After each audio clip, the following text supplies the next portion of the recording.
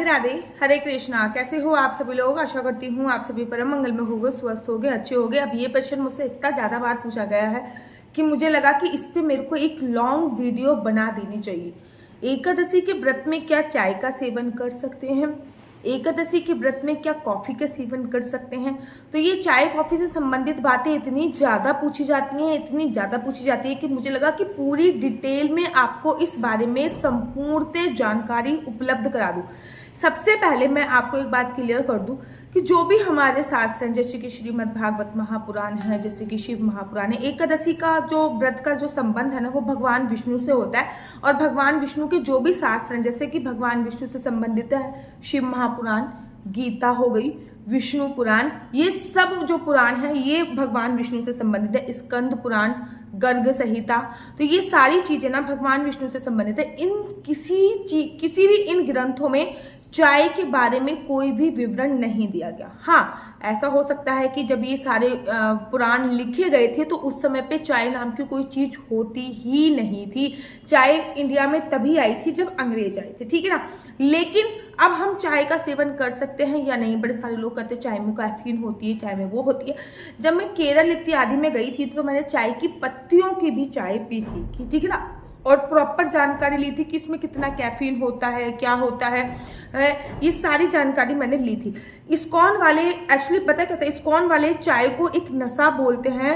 मतलब कोई भी ऐसी चीज जिसको पीने की आपको आदत पड़ जाए और जिसके पिए बिना आप नहीं रह सकते हो, वो एक नशे की श्रेणी में आती है। जैसे कि किसी किसी को कॉफी, कोई कॉफी एडिक्टेड होता है, मतलब कॉफी पिए बिना नहीं रह सकता, कोई चाय पिए बिना नहीं रह सकता है, ठीक है ना।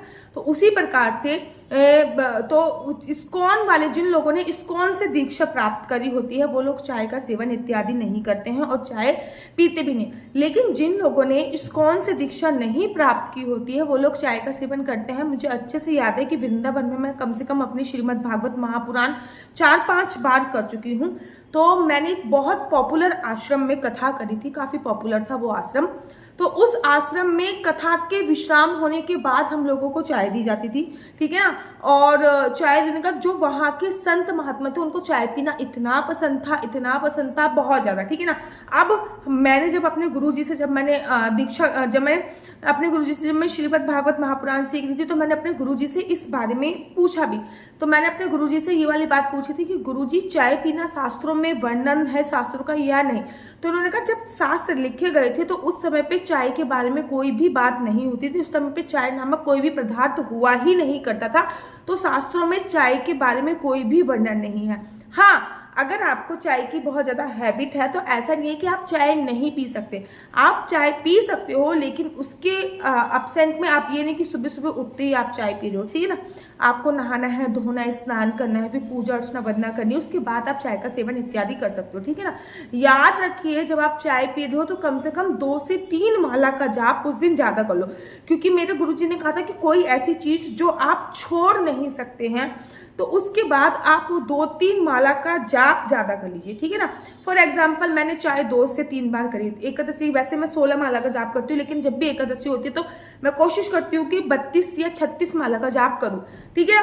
लेकिन अगर मैं चाय का इंटेक करती हूँ, क्योंकि मेरे को चाय की बहुत गंदी हैबिट है, मैं सुबह भी चाय पीती हूँ, मैं दोपहर को भी चाय पीती हूँ, मैं रात को भी चाय पीती हूँ, बिना चाय पिए तो मेरा जीवन ही व्यर्थ ऐसा मुझे लगता है। इनफैक्ट मैं वृंदावन की परिक्रमा करती हूँ, मैं तब भी चाय पीती हूँ, मैं गोवर्धन की परिक्रमा करती हूँ, मैं तब भी चाय पीती हूँ। चाय मेरे लिए बहुत कंपलसरी है, ठीक है ना। तो मैं कुछ माला का जो जाप है वो ज्यादा कर लेती हूँ। अगर आप लोग इस्कॉन टेम्पल से संबंधित रखते हो तो आप वहां के रूल्स रेगुलेशन फॉलो करो और उनके अनुसार चाय मत पीजिए। लेकिन अगर आप इस्कॉन टेम्पल से संबंध नहीं रखते हो, आपने जिस भी संप्रदाय से दीक्षा ली है उस संप्रदाय के गुरुजी के पथ पर चलिए और उन संप्रदाय के गुरुजी की बात मानिए। अगर किसी भी संप्रदाय से दीक्षा नहीं ली तो बकायदा आप चाय का सेवन कर सकते हैं। देखिए, चाय में ऐसा तो कुछ है नहीं जो व्रत में ना खाने वाली चीज हो, ठीक है ना। चाय पत्तियां, चीनी उसमें डलती है, चाय पत्ती डलती है, पानी डलता है, दूध डलता है, तो ये सब चीजों का सेवन हम व्रत में कर सकते हैं।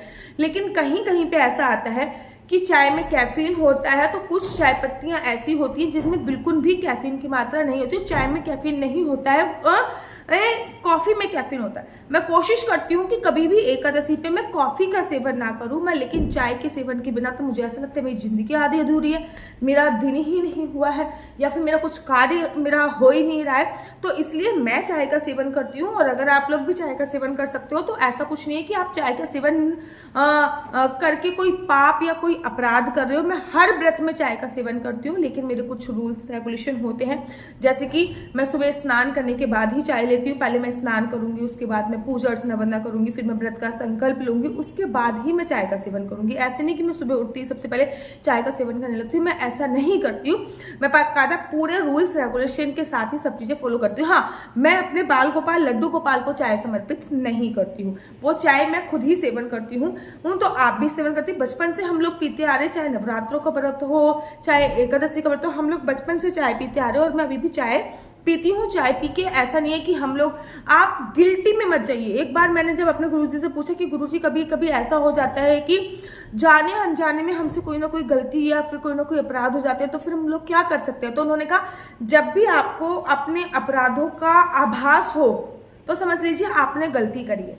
एक बार उन्होंने कहा कि मैं एक बार अपनी स्कूटी लेके बिहारी जी वाली गली से निकल रहा था, मंदिर के सामने से मैं निकला और मंदिर के बाद में प्रणाम करना नहीं भूल गया।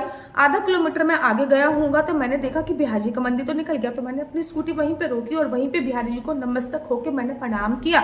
जब आपको अपनी भूल का एहसास हो जाए तभी आपने वो गलती करी है।